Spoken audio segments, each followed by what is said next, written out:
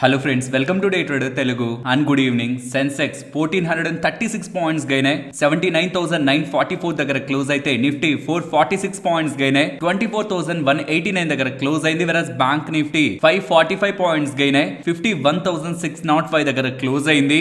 నిన్నటి వీడియోలో మనం క్లియర్ గా మాట్లాడుకుంది స్మాల్ క్యాప్ ఏమో రీసెంట్ టైమ్స్ లో ఉంటున్న కన్సాలిడేషన్ అబోవ్ క్లోజ్ అయింది, మిడ్ క్యాప్ ఏమో రీసెంట్ టైమ్స్ లో ఉంటున్న కన్సాలిడేషన్ అబోవ్ క్లోజ్ అయింది. But Nifty, bank Nifty, Sensex recent times లో ఉంటున్న కన్సాలిడేషన్ అబోవ్ క్లోజ్ అవ్వలేదని కదా. కానీ ఇవాళ నిఫ్టీ అండ్ బ్యాంక్ నిఫ్టీ రెండు కూడా రీసెంట్ టైమ్స్ లో ఉంటున్న కన్సాలిడేషన్ ని క్లియర్ గా బ్రేక్ చేసి అప్ సైడ్ కి వెళ్ళైతే క్లోజ్ అయ్యాయి. నిన్న స్మాల్ క్యాప్, మిడ్ క్యాప్ కి చెప్పినట్టే దీన్ని కూడా మీరు ఒకసారి అబ్జర్వ్ చేయండి. 20 డిసెంబర్ లో మనకి ఏదైతే నిఫ్టీ పరంగా ఫామ్ అయిందో దాన్ని మార్కెట్ 31 డిసెంబర్ ఓపెనింగ్ లో బ్రేక్ చేసి డౌన్ సైడ్ కి వెళ్తూ ఇక మార్కెట్ ఈ రీసెంట్ గా ఉంటున్న లోన్ కూడా బ్రేక్ చేస్తుందంటే ఇంకా పడిపోతుందని ఒక ఫియర్ ని క్రియేట్ చేస్తూ ఆల్మోస్ట్ ఫ్రమ్ 23,460 ఆ పాయింట్స్ దగ్గర నుంచి ఇక్కడ వరకు నాన్ స్టాప్ గా కంటిన్యూస్ గా మార్కెట్ వన్ డైరెక్షనల్ గా ఫ్రమ్ డిసెంబర్ 31 నుంచి కూడా మూవ్ అవుతూనే ఉంది. బట్ ఆ మొత్తం మూవ్ లో హెవీ మూవ్ అయితే ఇవాళ మనకు మార్కెట్ లో కనిపించింది. సెన్సెక్స్ లో కూడా అయితే similar price action. But Bank Nifty still recent consolidation అయితే బ్రేక్అవుట్ అయితే ఇవ్వలేదు, ఒక్కొక్కటిగా దాటుతున్నాయి అనమాట. స్మాల్ క్యాప్స్ దాటాయి, మిడ్ క్యాప్స్ దాటాయి ఫస్ట్, తర్వాత ఇప్పుడు బ్యాంక్ నిఫ్టీ క్రాస్ చేసింది, తర్వాత ఇప్పుడు నిఫ్టీ అండ్ సెన్సెక్స్ క్రాస్ చేసింది, అండ్ కమింగ్ టైమ్స్ లో బ్యాంక్ నిఫ్టీ క్రాస్ చేయాల్సింది. ఈ బ్యాంక్ నిఫ్టీ క్రాస్ చేసే ప్రయత్నంలో అంటే ఆ ప్రాసెస్ లో నిఫ్టీ అండ్ సెన్సెక్స్ రిలేటెడ్ గా కూడా అది ఎడ్జ్ అయితే ఇస్తుంది. ఓకే, ఓవరాల్ మార్కెట్ లో ఇవాళ ఏవి టాప్ పర్ఫార్మర్స్?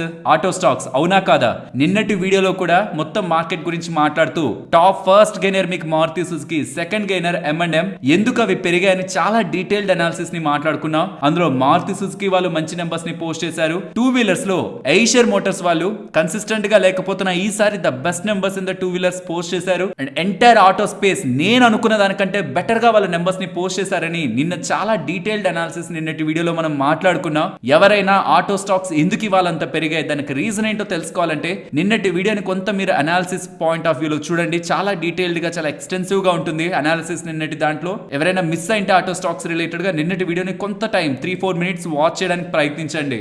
అండ్ ఇంకొక ఇంట్రెస్టింగ్ సినారియో అయితే సెక్టార్ వైజ్ గా నాకు అది కనిపిస్తూ ఉంది. అది ఐటీ అండ్ ఫార్మా అన్నమాట. మీరు చాలా వీడియోస్ బ్యాక్ నుంచి చూడండి. నేను ఐటీ అండ్ ఫార్మా మోస్ట్లీ నేను ఎక్కువగా చెప్పింది ఫార్మా అండ్ ఐటీకి కూడా ఎడ్జ్ ఉంది. దేని కారణంగా ఎడ్జ్ ఉంది అని చెప్తూ వచ్చాను. మన రూపీ వీక్ అవుతూ ఉంటే, మన రూపీ ఎందుకు వీక్ అవుతుంది?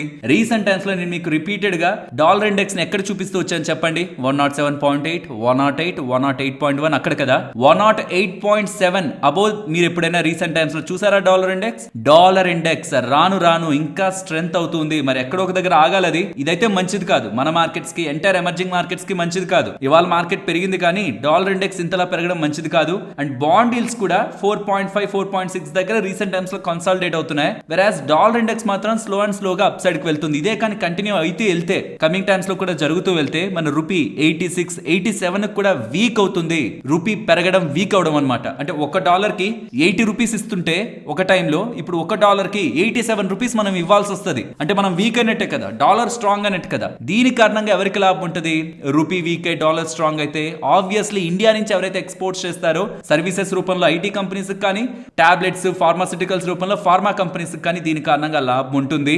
దీనికోసమే సిటీ వాళ్ళు కమింగ్ టైమ్స్ లో ఐటీ కంపెనీస్ ఈ రూపీ స్లైడ్ అవడం కారణంగా లాభం చెందబోతున్నాయనేలా చాలా ఐటీ స్టాక్స్ రిలేటెడ్ గా వాళ్ళ వ్యూన్ అయితే, టార్గెట్ అయితే కూడా ఇంక్రీజ్ చేసుకోవడం జరిగింది. Most of the IT companies కి అయితే బెనిఫిట్, రూపీ స్లైడింగ్ ఒక బెనిఫిట్ అందుతుంది. కాబట్టి కమింగ్ టైమ్స్ లో డాలర్ ఇండెక్స్ ఫర్దర్ గా స్ట్రెంథెన్ అవుతూ ఉండడం, మన రూపీ వీక్ అవుతూ ఉండడం ఐటీ అండ్ ఫార్మా స్పేస్ ని లైమ్ లైట్ లో ఉంచుతా అన్న విషయాన్ని కూడా గుర్తుంచుకోవాలి. ఎందుకు ఇది కూడా యాడ్ చేస్తున్నానంటే ఐటీ ఫార్మా పెరిగి రీసెంట్ గా వచ్చిన ఆటో ఎలాగో బానే ఉంది. ఇవన్నీ కూడా బేస్ గా నిఫ్టీని, సెన్సెక్స్ ని స్టెబిలైజ్ చేసేందుకు ఉపయోగపడతాయి కదా, దానికోసం చెప్తున్నాను. అండ్ ఈవెన్ నిన్నటి వీడియోలో కూడా 2025 లో నేను ఏ స్టాక్స్ ని ప్రధానంగా చూస్తున్నానని చెప్పినప్పుడు ఈసారి మిడ్ అండ్ స్మాల్ క్యాప్స్ కంటే లార్జ్ క్యాప్స్ పర్టికులర్ గా కొన్ని వీక్నెస్లు ఉన్నాయి. అవన్నీ కూడా ఒక్కొక్కటిగా తొలగిపోతూ వస్తే మాత్రం వాటికి పట్టిన రేంజ్ బౌండ్నెస్ ఆర్ ఏదైతే వీక్నెస్ ఇంతకాలం వచ్చిందో అది బ్రేక్ అయ్యే ఛాన్సెస్ మనకి 2025 లో ఉన్నాయనేలా లార్జ్ క్యాప్ స్పేస్ గురించి ఎక్కువగా మనం మాట్లాడుకున్నాం. అండ్ ఫర్దర్ గా కూడా ఏదో ఇవాళ పెరిగింది కాబట్టి దాన్ని హైలైట్ చేసుకోవడం కాదు, బట్ ఫర్దర్ గా కూడా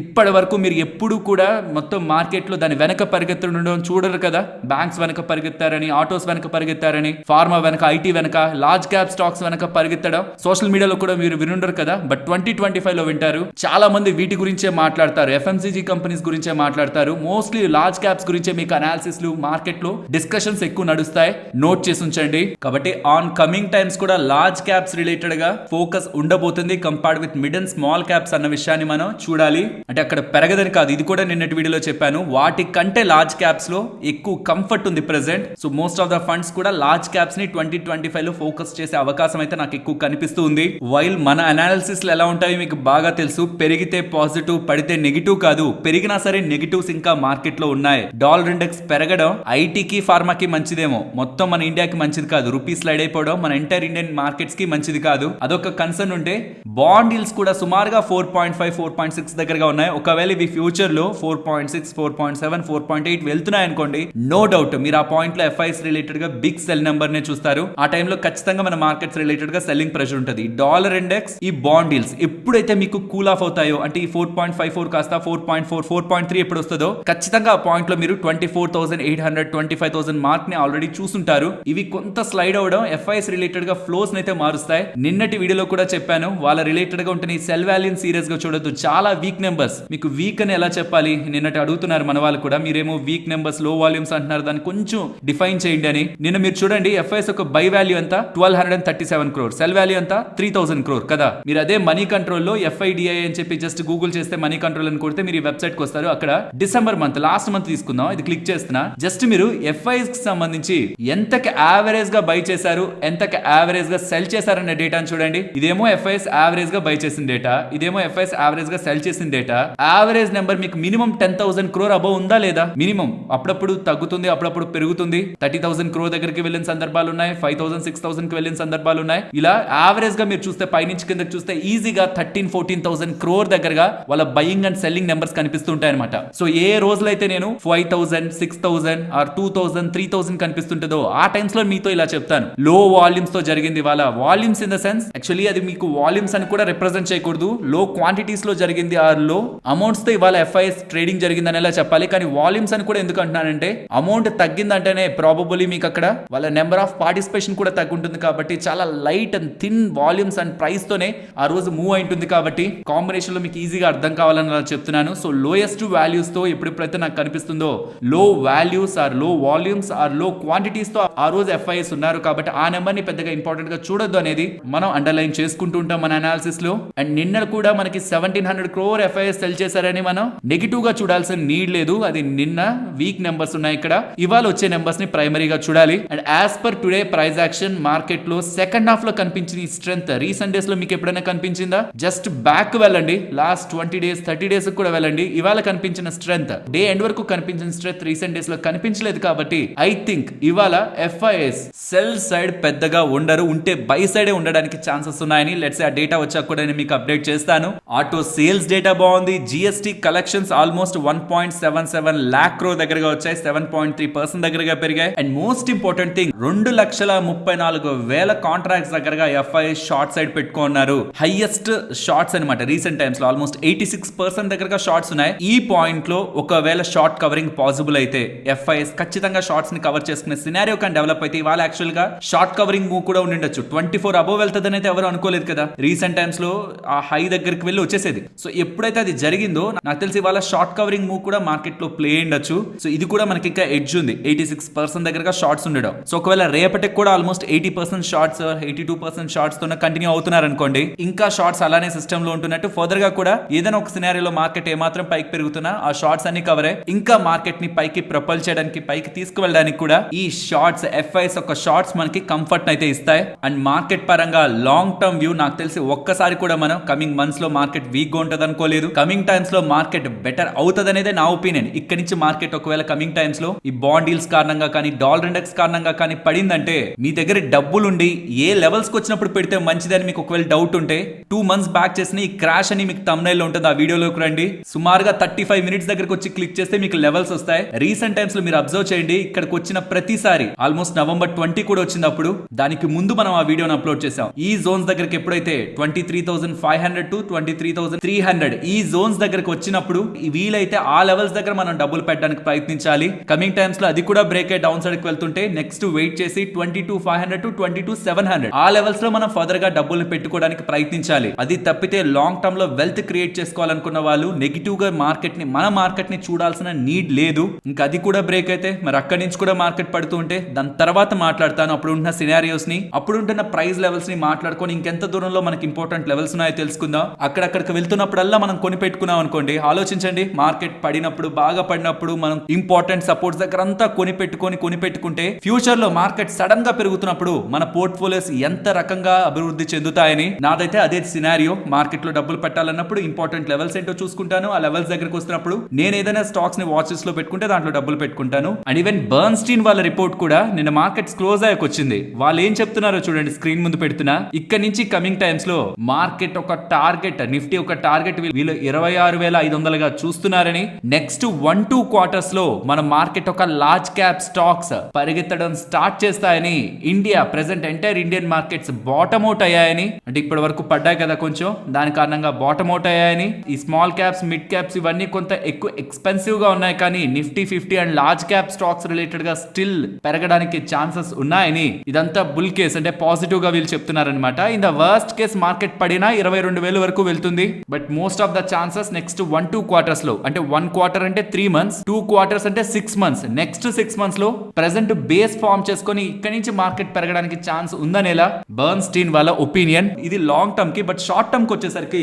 నేను యాక్చువల్ గా 23,850 అబోవ్ వస్తేనే నా వ్యూని పాజిటివ్ గా చూస్తానని చెప్తాను. కానీ ఇంత దూరం వచ్చి ఇంపార్టెంట్ రెసిస్టెన్స్ దగ్గర హోల్డ్ అయింది కాబట్టి ఈ ఒక్క లెవెల్ దగ్గరగానే ఉన్నాం కదా, ఆల్మోస్ట్ రెసిస్టెన్స్ లో మిడిల్ లో ఉంది. ఇంకొక ఫ్యూ పాయింట్స్, ఒక 50-60 పాయింట్స్ పెరిగిందంటే రెసిస్టెన్స్ అబోవ్ వస్తుంది కాబట్టి ఈ లెవెల్ అబోవ్ వచ్చే వరకు వెయిట్ చేద్దాం. 850 అబోవ్ రావడమే నాకు సంబంధించి షార్ట్ టర్మ్ లో మార్కెట్ పరంగా మంచిదనే. బట్ ఆ కన్ఫర్మేషన్ ఎలాగో రెసిస్టెన్స్ దగ్గర ఉన్నాం కాబట్టి అంత తొందరపడి మంచిది చెడ్డది అనుకునే బదులు ఈ రెసిస్టెన్స్ అబోవ్ కొంచెం క్లోజ్ అయ్యి 1 day క్లోజింగ్ చూపించిందంటే మంచిది. లేదంటే రెసిస్టెన్స్ దగ్గరకు వచ్చాను కదా అని కొంత పుల్ బ్యాక్ అయ్యి కొంత కన్సాలిడేట్ అయింది అనుకోండి, ఇక్కడ మనం పాజిటివ్ అని మాట్లాడుకోవడంలో లాజిక్ ఉండదు. కాబట్టి ఈ రెసిస్టెన్స్ అబోవ్ క్లోజ్ అయితే ఇంకాస్త కన్ఫర్మేషన్ షార్ట్ టర్మ్ పరంగా మనకు కనిపిస్తుంది అనేది నా అభిప్రాయం. అండ్ ఎఫ్ఐఎస్ కి సంబంధించిన డేటా జస్ట్ అప్డేట్ అయింది.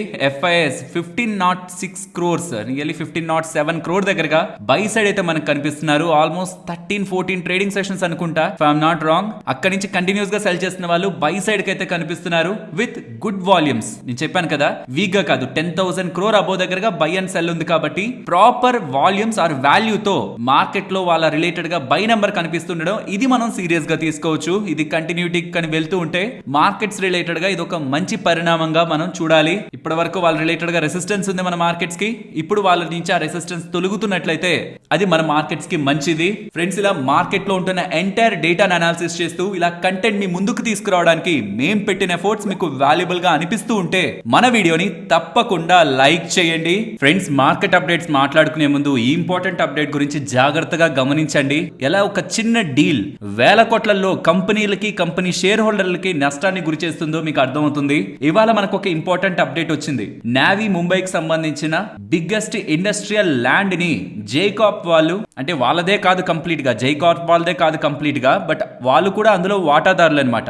ఆ ల్యాండ్ ని 2,200 కోట్ల వాల్యుయేషన్ తో రిలయన్స్ వాళ్ళకి అమ్మేస్తున్నారనేలా అప్డేట్స్ అయితే కనిపించాయి. బాగా అర్థం చేసుకోవాలి, ముంబైలో అది ఇండస్ట్రియల్ ల్యాండ్ పార్సెల్, చాలా వాటికి అన్నిటికీ కూడా అతల్ సేతు కానివ్వండి, లేకపోతే ఇండస్ట్రియల్ కారిడార్ రిలేటెడ్ గా కానివ్వండి, అండ్ ఇప్పుడు కొత్తగా ఓపెన్ అయిన కొత్త ఎయిర్పోర్ట్ కానివ్వండి, దగ్గరలో ఉంటున్న ల్యాండ్ పార్సెల్ అది 5,286 ఎకరాల్ని 2,200 కోట్లకి, అంటే ఒక్కొక్క ఎకరాని 50 లక్షలు కూడా కాదు. నాకు తెలిసి మనూరులోనే అంత ఈజీగా దొరకవు. అలాంటిది ముంబై ప్రైమ్ ఏరియా, పెద్ద వాటి అన్నిటికి కనెక్టెడ్ గా ఉన్న వాటిని 5,286 ఎకరాల్ని 2,200 కోట్లకి, అంటే 50 లక్షల కంటే తక్కువగా రిలయన్స్ వాళ్ళకి అమ్మేస్తూ ఉండడం, ఎవరైతే ఇప్పుడు అమ్ముతున్నారో వాళ్ళ రిలేటెడ్ గా బిగ్గెస్ట్ లాస్ కదా. ఎందుకంటే 2,200 కోట్లకి కదా అమ్మేస్తున్నారు. ఇదంతా వాల్యుయేషన్ పరంగా చెప్తున్నా, కానీ దాని అసలు వాల్యూ 1,00,000 కోట్లకు పైగానే. కానీ ఇలా తక్కువ ధరకే అమ్మేస్తున్నారనేలా అప్డేట్స్ మనకి కనిపించడం. ఆ ల్యాండ్ రిలేటెడ్ గా వాటాని హోల్డ్ చేసినది 3, అందులో ఒకరు జైకాప్ అనమాట, జైకాప్ అనే కంపెనీ. కాబట్టి ఇంత తక్కువ ధరకే అమ్మేస్తున్నందుకు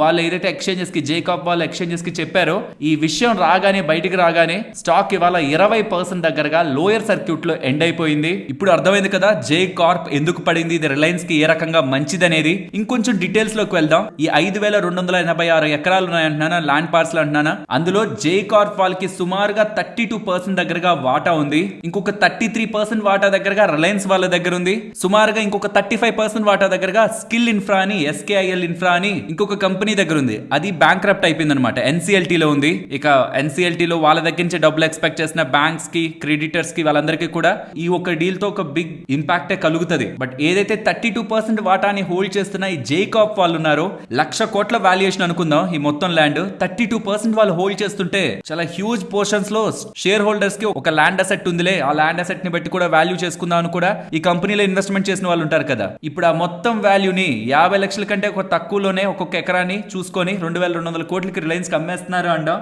ఆ వాల్యూ కూడా జేకాప్ కి మిస్ అవుతూ ఉండడం స్టాక్ కి వాళ్ళ పడ్డానికి ప్రధానమైన కారణం.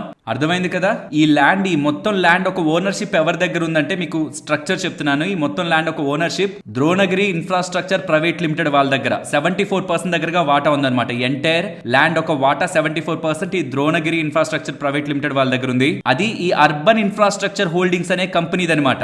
దీనికి సంబంధించిన సబ్సిడరీ ఈ ద్రోణగిరి ఇన్ఫ్రాస్ట్రక్చర్ ప్రైవేట్ లిమిటెడ్ ఈ ల్యాండ్ కి సంబంధించిన 74% వాటాను హోల్డ్ చేస్తున్నారు. సో అల్టిమేట్ గా ఈ ఓనర్షిప్ ఎవరి దగ్గరికి వెళ్తున్నట్టు అర్బన్ ఇన్ఫ్రాస్ట్రక్చర్ హోల్డింగ్ దగ్గరికి. ఈ అర్బన్ ఇన్ఫ్రాస్ట్రక్చర్ హోల్డింగ్ లో ఇందాక నేను చెప్పాను కదా 33% రిలయన్స్ దగ్గర ఉంది, 32% జేకాప్ దగ్గర ఉంది, ఎస్కేఎల్ ఇన్ఫ్రా దగ్గర ఏమో 35% ఉంది. ఇదేమో ఎన్సీఎల్టీ లో ఉంది, ఎస్కేఐఎల్ ఏమో ఎన్సీఎల్టీ లో ఉంది. వీళ్ళది ఇంకేం లేదనమాట. అది వాళ్ళకి సంబంధించి అప్పులు ఇచ్చిన వాళ్ళు చూసేసుకుంటారు. ఇంకెవరి దగ్గర ఉంది మిగిలిన వాటా? 33% రిలయన్స్ దగ్గర ఉంది. ఇప్పుడు ఈ 32% జేకాప్ నుంచి ఆనంద్ జైన్ గారు, యాక్చువల్లీ ఆనంద్ జైన్ గారు కూడా రిలయన్స్ కి సంబంధించిన ముఖేష్ అంబానీ గారు కొంచెం క్లోజ్ అసోసియేట్. తన దగ్గర నుంచి జేకాప్ కంపెనీ దగ్గర నుంచి రిలయన్స్ వాళ్ళు 32% వాటాని 2,200 crore వాల్యుయేషన్ లో, ఈ ఎంటైర్ ల్యాండ్ ఒక వాల్యుయేషన్ చెప్తున్నాను. 32% కి 2,200 crores కాదు, 100% ఆఫ్ ద ల్యాండ్ ని 2,200 crores లెక్కన 32% వాటా ఏదైతే జేకాప్ హోల్డ్ చేస్తుందో ఆ వాటాని రిలయన్స్ వాళ్ళు కొనబోతున్నట్లు అప్డేట్స్ అయితే ప్రెసెంట్ మనకి కనిపిస్తున్నాయి. దీంతోనే ఇవాళ జేకాప్ 1,00,000 కోట్ల దగ్గరగా ల్యాండ్ వాల్యూలో మనకి 32% వాటా ఉందనుకుంటున్నా. జేకాప్ షేర్ హోల్డర్స్ అందరికి బిగ్ షాక్ లాగా అనిపించి ఇవాళ స్టాక్ నైతే 20% డౌన్ సైడ్ అయితే తీసుకువెళ్లారు. సో ఇలా కార్పొరేట్ డీల్స్ ఏంటంటే ఓవర్ నైట్ లో స్టాక్ లో ఇన్వెస్ట్ చేసిన వాళ్ళ జీవితాలని మార్చేస్తుంటాయి. ఇది డెఫినెట్లీ రిలయన్స్ షేర్ హోల్డర్స్ అయితే ఆనందపడాల్సిన విషయం, జేకాప్ షేర్ హోల్డర్స్ అయితే బాధపడాల్సిన విషయం. ఫ్రెండ్స్, ఎవరి దగ్గరైనా రిలయన్స్ కి సంబంధించి ఒక స్టాక్ వాళ్ళ డిమాట్ అకౌంట్ లో లేకపోతుంటే రిలయన్స్ కి సంబంధించి 2025 లో రిలయన్స్ జియో ఐపీఓ అయినా రిలయన్స్ రీటైల్ ఐపీఓ అయినా మనకు మార్కెట్ లోకి వచ్చే అవకాశం కనిపిస్తుంది. ఒక్కొక్కసారి ఒక్కొక్క పేరు వినిపిస్తుంది. ఇప్పుడు రిలయన్స్ జియోకి సంబంధించిన ఐపీఓని 40,000 కోట్ల వాల్యుయేషన్ లో మార్కెట్ లోకి తీసుకురావడానికి ముఖేష్ అంబానీ గారు మొత్తం ఫైనలైజ్ చేశారనేలా, సెకండ్ హాఫ్ ఆఫ్ FY25 లో ఈ ఐపీఓ మార్కెట్ ని హిట్ చేస్తుందనేలా ప్రీ ఐపీఓ ప్లేస్మెంట్స్ కూడా ఆల్రెడీ స్టార్ట్ అయ్యాయని ఫైనాన్షియల్ ప్లాట్ఫామ్స్ లో డేటా కనిపిస్తుంది. ఇది అఫీషియల్ కమ్యూనికేషన్ కాదు, మనకి తెలియదు అసలు వస్తుందో రాదో కూడా. బట్ ఈసారి కొంత స్ట్రాంగ్ గా స్పెక్యులేషన్స్ అయితే ఈసారి ఐపీఓ వస్తుందనేలా, జియో అండ్ రీటైల్ రిలేటెడ్ గా ఎక్స్పెక్టేషన్స్ ఉన్నాయి. రెండిట్లో ఒకటి కన్ఫర్మ్ గా ఈసారి వస్తుందనేలా ఎకనామిక్స్ టైమ్స్ వాళ్ళైతే పదే ఆర్టికల్స్ ని పబ్లిష్ చేస్తున్నారు. ఒకవేళ 40,000 కోట్లతో కానీ రిలయన్స్ జియో ఐపీఓ మార్కెట్ లోకి వచ్చిందంటే మాత్రం అది biggest IPO of the entire stock market history అవుతుంది. ఎందుకంటే హ్యుండై వాళ్ళు అనుకుంటా 27,870 crores తో వచ్చారు అక్టోబర్ 2024 లో. దాని తర్వాత ఇప్పుడు రిలయన్స్ జియో వాళ్ళు కానీ 40,000 crores తో వస్తే స్టాక్ మార్కెట్ కి అయితే మంచిది కాదు. ఎందుకంటే వీళ్ళకి 40,000 కోట్లు ఐపీఓకి డబ్బులు రావాలంటే మరి ఆ డబ్బులంతా రీటైలర్స్, పెద్ద ఇన్వెస్టర్స్ సెకండరీ మార్కెట్ లో మిగిలిన స్టాక్స్ లో పెట్టకుండానే కదా ఇవ్వాలి. కాబట్టి అది టెంపరీగా మార్కెట్ కి అయితే మంచిది కాదు, కానీ ద బిగ్గెస్ట్ సైజ్ ఐపీఓ అవుతుంది. బట్ జియో పరంగా రీసెంట్ టైమ్స్ లో కండిషన్స్ ఏం బాలేవు. ఆల్మోస్ట్ 1,70,00,000 దగ్గరగా సబ్స్క్రైబర్స్ ని ఫ్రమ్ జూలై టు అక్టోబరే రిలయన్స్ జియో వాళ్ళు లూజ్ అయ్యారు. మార్కెట్ షేర్ కూడా కొంచెంగా డ్రాప్ అవుతుంది.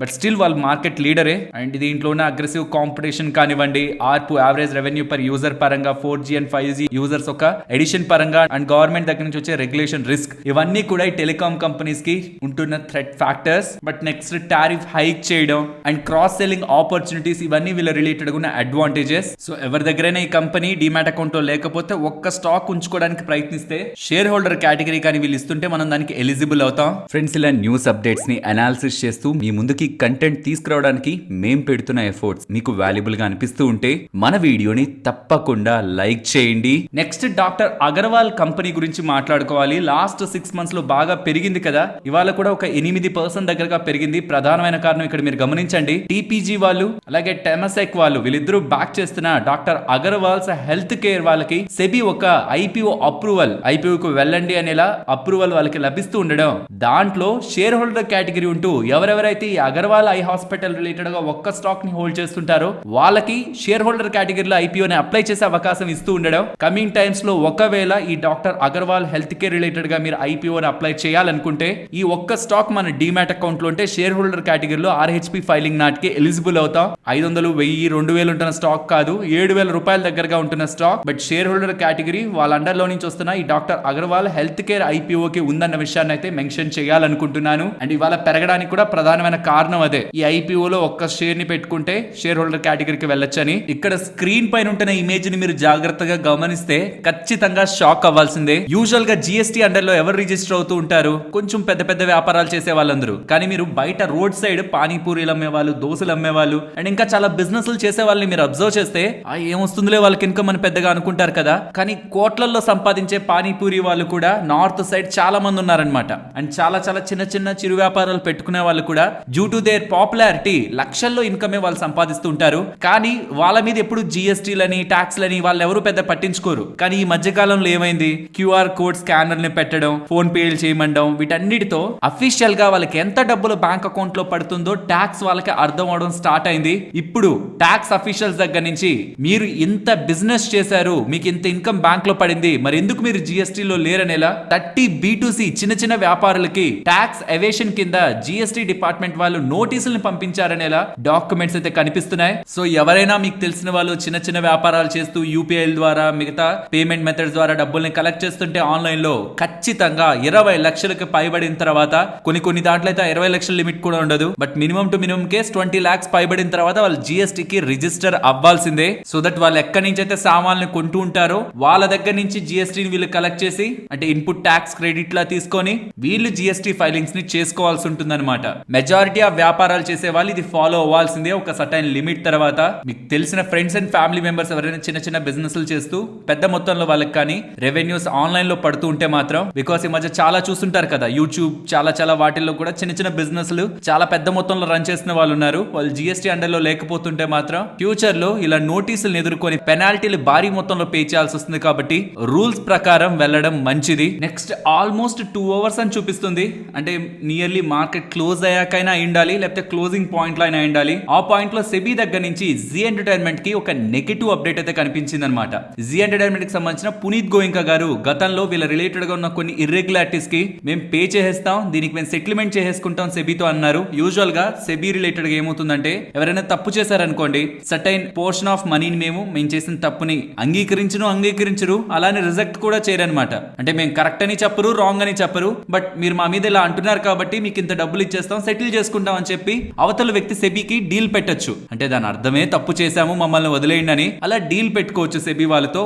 ఒకవేళ సెబీ వాళ్ళకు కూడా ఓకే వాళ్ళు తప్పు చేశారు, ఈ అమౌంట్ కూడా ఇస్తానంటున్నారు కదా, అది ఇన్వెస్టర్ ప్రొటెక్షన్ కు వాడుకుందాం అని సెబీ వాళ్ళ డబ్బులు తీసుకొని చాలా కేసులను కూడా ఒకవేళ అంత పెద్ద మిస్టేక్స్ కాకపోతుంటే వాటిని పక్కన పెట్టేస్తూ ఉంటారు, దాని మీద ఫర్దర్ విచారణ చెయ్యరు. కానీ ఈసారి మాత్రం సెబీ వాళ్ళకి ప్రపోజల్ పెట్టిన పునీత్ గోయింకా గారు రిలేటెడ్ గా సెటిల్మెంట్ అప్లికేషన్ ని సెబీ వాళ్ళు రిజెక్ట్ చేశారని, దీని మీద ఇంకా ఫర్దర్ ఇన్వెస్టిగేషన్ జరగాలి, వీళ్ళు చేసిన మిస్టేక్స్ అన్నిటిని కూడా ఇంకా ఫర్దర్ గా ఇన్వెస్టిగేట్ చేయాలని సెబీ వాళ్ళు డెసిషన్ తీసుకుంటున్నట్టు జీ ఎంటర్టైన్మెంట్ కేసు రిలేటెడ్ గా అప్డేట్స్ అయితే కనిపిస్తున్నాయి. మరి చూడాలి రేపటి రోజు స్టాక్ ఎలా రియాక్ట్ అవుతుందని.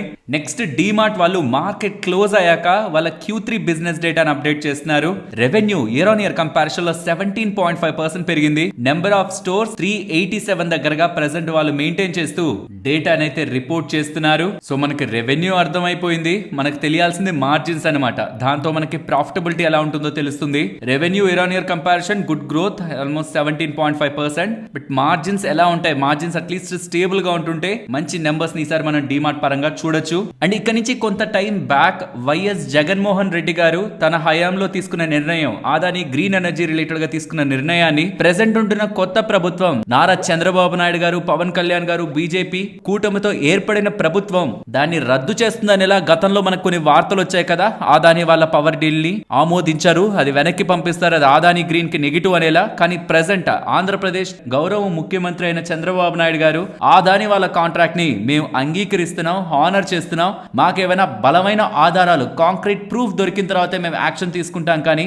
ఏ ప్రూఫ్ లేకుండా మేము ఈ కాంట్రాక్ట్ ని తొలగించలేమనేలా చంద్రబాబు నాయుడు గారు అయితే ఇవాళ అప్డేట్ అయితే చేశారు. నెక్స్ట్ ఆటో స్టాక్స్ గురించి మాట్లాడుకోవాలి. నిన్నటి వీడియోలో చాలా డీటెయిల్డ్ గా మాట్లాడుకున్నాం. బట్ ఇవాళ పెరిగిన కంపెనీస్ గురించి లైక్ ఐషర్ మోటార్స్ ని చూసారనుకోండి, Royal Enfield sales December month లో ఆల్మోస్ట్ 25% దగ్గరగా పెరిగాయి. ప్రాబబుల్లీ 350cc ఒక డిమాండ్ స్ట్రాంగ్ గా కనిపిస్తూ ఉంది వెహికల్స్ పరంగా, కాబట్టి కంపెనీ కూడా ఇవాళ బాగా పెరిగింది. అండ్ ఈవెన్ టీవీఎస్ మోటార్ కానివ్వండి, ఇతర 2-wheeler కంపెనీస్ రిలేటెడ్ గా కూడా మంచి నెంబర్స్ మనకి ఈసారి రిపోర్ట్ అవుతూ ఉన్నాయి. వెరాస్ అశోక్ లీలాండ్ వాళ్ళ సేల్స్ కూడా బానే ఉన్నాయి, ఆల్మోస్ట్ 5% 20% దగ్గరగా టోటల్ సేల్స్ లో ఇంప్రూవ్మెంట్ ఉంది. అండ్ ఐషర్ మోటార్స్ ఇందాక నిన్నటి వీడియోలో డిస్కస్ చేసినట్టు స్ట్రాంగ్ సేల్స్ వాళ్ళ దగ్గర నుంచి కనిపిస్తున్నాయి. అండ్ లైక్ టీవీఎస్ మోటార్స్ వాళ్ళ సేల్స్ నెంబర్స్ కూడా మీకు స్క్రీన్ ముందు ఉంచుతున్నాను, వాళ్ళ దగ్గర నుంచి కూడా మంచి డేటానే ఉంది.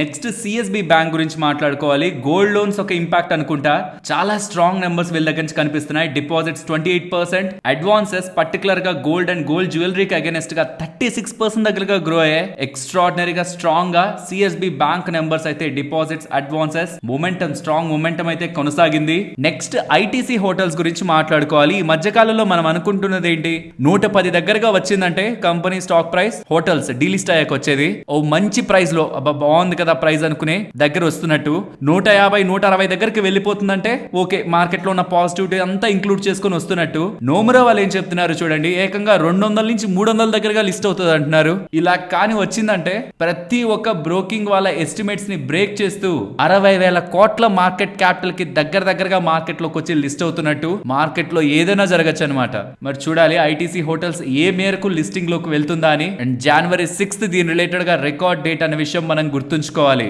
మరి ఎప్పుడు లిస్ట్ అవుతుంది ఈ స్టాక్, ఎప్పుడు రావచ్చు ఎక్స్చేంజెస్ కి? మోస్ట్లీ జనవరి ఎండింగ్ కూడా అవ్వదేమో, ఫిబ్రవరి మిడిల్ లోకి మనకి లిస్ట్ అయ్యే అవకాశం ఉంది. బట్ అగైన్ చెప్తున్నాను, రికార్డ్ డేట్ January 6th, అంటే ఆ నాటికి మీ డిమాట్ అకౌంట్ లో 10 ఐటీసీ షేర్లు ఉంటే ఒక్క ఐటీసీ హోటల్ షేర్ వస్తుంది. నెక్స్ట్ రైల్టెల్ గురించి మాట్లాడుకోవాలి. వీళ్ళకి 78 crores విలువ చేసే ఆర్డర్ భారత్ కోకింగ్ కోల్ వాళ్ళ దగ్గర నుంచి లభించిందని ఎక్స్చేంజెస్ కి వీళ్ళు అప్డేట్ చేస్తున్నారు. ఫ్రెండ్స్, జొమాటో వాళ్ళ అండర్ లో ఉంటున్న బ్లింకిట్ ఎలాంటి సర్వీస్ లోకి ఎంటర్ అవుతుందో చూడండి. 10 minutes లో అంబులెన్స్ అంట, దానికి ఫీజు కూడా పెడుతున్నారు. ఫ్లాట్ 2000 అని ఎలా ప్రెజెంట్ చెప్తున్నారు, మరి దాన్ని పెంచుతారో తగ్గిస్తారో అండ్ ఇన్సూరెన్స్ కంపెనీస్ తో వాళ్ళు టైఅప్ అయ్యి ఇంకేం చేస్తారో చూడాలి. కానీ అంబులెన్స్ 10 minutes లో అంటే ఇలాంటి రిక్వైర్మెంట్ చాలా సిటీస్ లో చాలా ప్లేసెస్ లో ఎక్కువగా ఉంటుంది. కాబట్టి ఈ సెగ్మెంట్ లో కూడా వీళ్ళు ఎక్సెల్ అవ్వాలని వీళ్ళు ప్రాపర్ పైలట్ స్టడీస్ అన్ని చేసుకునే కానీ ఎంటర్ అవుతుంటే ఒక కొత్త అవెన్యూ ఆఫ్ బిజినెస్ ని క్రియేట్ చేయాలన్నట్టు బ్లింకిట్ వాళ్ళు చూస్తున్నట్టు మనకు అర్థమవుతుంది. క్విక్ కామర్స్ లో మనకు కావాల్సిన వస్తువుల్ని ఆర్డర్ పెడుతుంటాం, కానీ వీళ్ళు హెల్త్ కేర్ స్పేస్ లో కూడా అంబులెన్స్ తో ఎంటర్ అయ్యి ఇంకేవైనా సెగ్మెంట్స్ ని వీళ్ళు ఎక్స్ప్లోర్ చేస్తారా అని చూడాలి. అండ్ దీని కింద కామెంట్స్ చూస్తుంటే మాత్రం చాలా పాజిటివ్ గా ఉన్నాయి. అన్ని కామెంట్స్ కూడా మంచిగా దీన్ని వెల్కమ్ చేస్తూ ఉన్నాయి. కాబట్టి లెట్స్ సీ బ్లింకిట్ దీన్ని ఎలాంటి రెవెన్యూ సోర్స్ గా క్రియేట్ చేసుకోగలుగుతుందని. నెక్స్ట్ డీసీఎక్స్ సిస్టమ్స్ రిలేటెడ్ గా పిఎల్ వాళ్ళు ఒక రిపోర్ట్ అయితే పబ్లిష్ చేశారు. ఆ రిపోర్ట్ మీకు స్క్రీన్ ముందు పెడుతున్నాను. వీళ్ళ అభిప్రాయం ప్రకారం సుమారుగా కంపెనీ ఇక్కడి నుంచి 49% దగ్గరగా పెరిగే ఆస్కారం ఉందని. దానికి రీజన్స్, గతంలో ఓన్లీ ఇజ్రాయెల్ తోనే డీల్ చేస్తున్న వీళ్ళు ఇప్పుడు India, Israel, United States and కొరియాతో డీల్ చేస్తున్నారని. And make in India initiatives భాగంగా ఇండియాలో ఉంటున్న కంపెనీస్ కి గవర్నమెంట్ మంచి రూపంలో ప్రోత్సాహకాలు అందిస్తుంది. కాబట్టి Indian defence PSU and private companies దగ్గర నుంచి వీళ్ళకి మంచిగా ఆర్డర్స్ వస్తాయని. అండ్ 2024 లో కూడా వీళ్ళ మేజర్ కస్టమర్ యుఎస్ఏ కి సంబంధించిన కంపెనీ కాబట్టి ఫర్దర్ గా కూడా యుఎస్ఏ నుంచి వీళ్ళకి మంచి ఆర్డర్స్ వస్తాయని వీళ్ళు ఎక్స్పెక్ట్ చేస్తూ పర్టికులర్ గా సివిల్ ఏవియేషన్ లో ఉంటున్న potential development opportunities DCX related గా అడ్వాంటేజ్ అవుతాయని. షార్ట్ టర్మ్ బారోయింగ్ సుమారుగా 63 crores దగ్గరగా ఉంది. క్యాష్ ఈక్వలెంట్ సుమారుగా 980 crores దగ్గరగా ఉంటుండడం. విత్ స్ట్రాంగ్ ఫైనాన్షియల్ పొజిషన్, వీళ్ళు కొత్త టెక్నాలజీస్ రిలేటెడ్ గా కూడా ఇన్వెస్ట్మెంట్ చేసి ప్రొడక్ట్ డెవలప్మెంట్స్ పరంగా కూడా ముందుకు వెళ్ళగలిగే స్టేజ్ లో ఉన్నారని డీసీఎక్స్ పరంగా వాళ్ళు భావిస్తూ టార్గెట్ అలా ఉంటూ ఉండేసరికి స్టాక్ కి వాళ్ళ కొంత పెరిగింది. నెక్స్ట్ పెట్రోనెట్ ఎల్ఎన్జీ గురించి మాట్లాడుకోవాలి. ఈ అప్డేట్ మీకు తెలియాలంటే పిఎన్జిఆర్బి గురించి తెలియాలన్నమాట. పిఎన్జిఆర్బి అంటే petroleum natural gas regulatory board. Like మనకి క్యాపిటల్ మార్కెట్స్ రిలేటెడ్ గా సెబీ అలాగా, స్టాక్ మార్కెట్ రిలేటెడ్ గా సెబీ అలాగా పెట్రోలియం న్యాచురల్ గ్యాస్ రిలేటెడ్ గా పిఎన్జిఆర్బి వాళ్ళు ఉంటారు. వాళ్ళు చాలా డెసిషన్స్ తీసుకుంటుంటారు, వాళ్ళకి సంబంధించిన రెగ్యులేటర్ వాళ్ళు. వీళ్ళు ఏమని చెప్పారంటే, అంటే ఇక్కడ నుంచి కొంత టైం బ్యాక్ వచ్చిన అప్డేట్ ఏంటంటే LNG terminals and it's tariff ని పిఎన్జిఆర్బి వాళ్ళ యాక్ట్ అండర్ లోకి తీసుకొచ్చి, అంటే వీళ్ళ అండర్ లో పెట్టుకొని ఎవరెవరైతే కంపెనీస్ ఎక్కువగా గ్యాస్ రిలేటెడ్ గా డబ్బులు కలెక్ట్ చేస్తున్నారో, ఎక్కువ లాభం చెందుతున్నారో వాళ్ళని రెగ్యులేట్ చేయాలనే ఆలోచనలో పిఎన్జిఆర్బి వాళ్ళు ఉన్నారనేలా మార్కెట్ లో స్పెక్యులేషన్స్ అయితే వచ్చాయి. అలా జరిగింది అనుకోండి, ఈ పెట్రోనెట్ ఎల్ఎన్జి వాళ్ళు ఏ ధరలకైతే అమ్ముతున్నారో ఆ ధరల్ని పిఎన్జిఆర్బి వాళ్ళు డిసైడ్ చేస్తారు. ఆబ్వియస్లీ ఇది తక్కువకే డిసైడ్ చేస్తారు. కాబట్టి పెట్రోనెట్ ఎల్ఎన్జి వాళ్ళకి నష్టం అనేలా మార్కెట్ లో స్పెక్యులేషన్స్ వచ్చాయి. కానీ పెట్రోనెట్ ఎల్ఎన్జి వాళ్ళు మాత్రం పిఎన్జిఆర్బి వాళ్ళ యాక్ట్ 2006 ప్రకారం అలా జరగదని, ఇది వాళ్ళ అండర్ లోకి రాదని, అలా రావాలంటే పిఎన్జిఆర్బి యాక్ట్ 2006 ని అమెండ్ చేయాలని, మార్పులు చేయాలని, నార్మల్ గా అయితే వాళ్ళ అండర్ లోకి మేము రామనేలా వీళ్ళైతే చెప్తున్నారు. మరి అమెండ్మెంట్ చేసి వీళ్ళని కానీ తీసుకువెళ్లారనుకోండి ఆ యాక్ట్ అండర్ లోకి, దెన్ డెఫినెట్లీ ప్రైసింగ్ రిలేటెడ్ గా డెసిషన్ పిఎన్జిఆర్బి వాళ్ళ చేతిలోకి వెళ్ళిపోతుంది. చూడాలి పిఎన్జిఆర్బి వాళ్ళు అమెండ్మెంట్ చేస్తారా, లేకపోతే వీళ్ళు చెప్తున్నట్టు దాని అండర్ లోకి రాదు కాబట్టి ఇది వదిలేస్తారా అని. ఇదైతే క్లారిఫికేషన్ ఇంకా మనకి పూర్తిగా రాలేదు. ఒకవేళ నిజంగానే యాక్ట్ ని అమెండ్ చేసి వీళ్ళని కూడా, వీళ్ళ ప్రైసింగ్ ని కూడా, గ్యాస్ ప్రైసింగ్ ని కూడా దాంట్లోకి తీసుకువెళ్తారు అంటే టారిఫ్ని, అది పెట్రోనెట్ ఎల్ఎన్జీ వాళ్ళకి మాత్రం మంచిది కాదు. నెక్స్ట్ కోటక్ మహేంద్ర బ్యాంక్ అలాగే బజాజ్ ఫైనాన్స్ గురించి మాట్లాడుకోవాలి. వాళ్ళ బజాజ్ ఫైనాన్స్ కూడా ఎక్కువగా పెరిగింది కదా, ప్రధానమైన కారణం ఈ రెండింటికి కూడా సిటీ వాళ్ళు పాజిటివ్ రేటింగ్ ఇస్తూ బై రేటింగ్ చెప్తూ టార్గెట్స్ ని పెంచారు. సిటీ వాళ్ళు చెప్తున్నది కోటక్ మహేంద్ర బ్యాంక్ రిలేటెడ్ గా ఇప్పటి వరకు ఏవైతే నెగిటివ్ గా ప్లే అయ్యాయో అవన్నీ కూడా బెటర్ అవుతున్నాయని, లోన్ గ్రోత్ మొమెంటం అనేది సస్టైన్ అయిందని, పర్సనల్ లోన్స్ స్లోగా ఇంప్రూవ్ అవుతున్నాయని, క్రెడిట్ కాస్ట్ ఎక్స్పెక్టేషన్స్ కూడా ఆల్రెడీ హైయర్ గా ఉన్నాయి కాబట్టి ఇక్కడి నుంచి ఫర్దర్ గా అది ఇంప్రూవ్ అయ్యే ఛాన్సెస్ ఉంటాయని, రెగ్యులేటరీ రిస్ట్రిక్షన్స్ ఉన్నాయి కొన్ని ఆర్బీఐ రిలేటెడ్ గా కోటక్ మహేంద్ర బ్యాంక్ కి, అవి కానీ లిఫ్ట్ అవుతుంటే అది కీ ట్రిగ్గర్ గా మారుతూ కోటక్ మహేంద్ర బ్యాంక్ రిలేటెడ్ గా 2000 అబౌవ్ 2070 దగ్గరగా వాళ్ళు టార్గెట్ ని ఎక్స్పెక్ట్ చేస్తూ, ఎర్లియర్ వాళ్ళు 1940 అని చెప్పారు, ఇప్పుడే 2070 గా ఎక్స్పెక్ట్ చేస్తూ బై చెప్తూ ఉండడం, స్టాక్ ఇవాళ పెరుగుతూ ఉంటే బజాజ్ ఫైనాన్స్ పరంగా కూడా సిమిలర్ గా మెన్షన్ చేస్తూ 8150 టార్గెట్ అంటూ ఉండడం స్టాక్ ఇవాళ పెరగడానికి ప్రధానమైన కారణంగా చూడొచ్చు. ఫ్రెండ్స్, బజాజ్ ఫైనాన్స్ విషయానికి వస్తే మీకు ఒకటి చూపించాలి. వీళ్ళ రిలేటెడ్ గా మనం ఫైనాన్షియల్స్ కాబట్టి వీళ్ళ రిలేటెడ్ గా మనం చూసేది ప్రైస్ టు బుక్ అనమాట. ఈవెన్ మీరు 2020 లోస్ లోకి వెళ్ళి చూసినా సరే ప్రైస్ టు బుక్ అనేది 5 బిలో మీకు వెళ్ళుండదు. చాలా టైమ్స్ మీరు హిస్టారికల్ వాల్యూ చూసుకున్న ప్రైస్ టు బుక్ అనేది 5 బిలో మీకు చాలా టైం బ్యాక్ కూడా కనిపించదు. కానీ for the first time in recent times price to book 5 బిలోకి వెళ్ళింది. నియర్లీ 6800 వరకు స్టాక్ ప్రైస్ పడింది కదా, అక్కడి నుంచి కూడా పెద్దగా పెరిగినట్టేం కాదు. హిస్టారికలీ వెరీ అట్రాక్టివ్ వాల్యుయేషన్ ఇది. దీనికి సంబంధించిన ప్రైస్ టు బుక్ వాల్యుయేషన్ లో హిస్టారికల్ గా చూస్తే లాస్ట్ 10 ఇయర్స్ లో చూస్తే అట్రాక్టివ్ వాల్యుయేషన్స్ కు వెళ్తూ ఉండడం కూడా ఇవాళ కంపెనీ పెరగడానికి ప్రధానమైన కారణంగా మనం చూడాలి. నెక్స్ట్ ఫోర్స్ మోటార్స్ గురించి మాట్లాడుకోవాలి. వీళ్ళకి BS6 రిలేటెడ్ గా డీజిల్ అంబులెన్స్ కి 2429 యూనిట్స్ 2429 అంబులెన్స్ రిలేటెడ్ గా వీళ్ళకి ఆర్డర్స్ లభించాయి. డీజిల్ వెహికల్ రిలేటెడ్ గా ఆర్డర్స్ లభించాయని ఇలా ఎక్స్చేంజెస్ కి చెప్తున్నారు. నెక్స్ట్ నిఫ్టీ అలాగే bank Nifty support and resistance ఇవాళ వెళ్తున్నప్పుడు చూడండి, ఈ జోన్ దగ్గర ఈ రెసిస్టెన్స్ జోన్ 20 పాయింట్ జోన్ ఇది, అక్కడ రెసిస్టెన్స్ ఫేస్ చేసింది, బ్రేక్అవుట్ అయింది, వస్తున్నప్పుడు మళ్ళీ సపోర్ట్ గా కూడా అక్కడ ఉంది కాబట్టి 24,140 బ్రేక్ అయితేనే next 24,060 and 23,970 to 950 important supports గా కనిపిస్తాయి. ఇక్కడ నుంచి అప్ సైడ్ కి వస్తున్నప్పుడు 24,270 about 24,340. Bank Nifty important because ఇది రీసెంట్ టైమ్స్ లో ఉన్న కన్సాలిడేషన్ ఇంకా బ్రేక్ చేయలేదు. మరి తన టైం ఎప్పుడు వస్తుందో, ఇక్కడ కూడా అంతే, బ్రేక్ చేస్తున్నప్పుడు కొంత రెసిస్టెన్స్ ఉంది అండ్ మళ్ళీ అక్కడే సపోర్ట్ ఉంది కాబట్టి 51,540 సారి బ్రేక్ అయిందంటే 51,250 ఇంపార్టెంట్ సపోర్ట్. అప్ సైడ్ కి వెళ్తున్నప్పుడు 51,880 అండ్ అబౌవ్ 52,170. మరొక ఇంట్రెస్టింగ్ వీడియోతో మళ్ళీ మీ ముందుకు వస్తాను. అంతవరకు టేక్ కేర్, జై హింద్.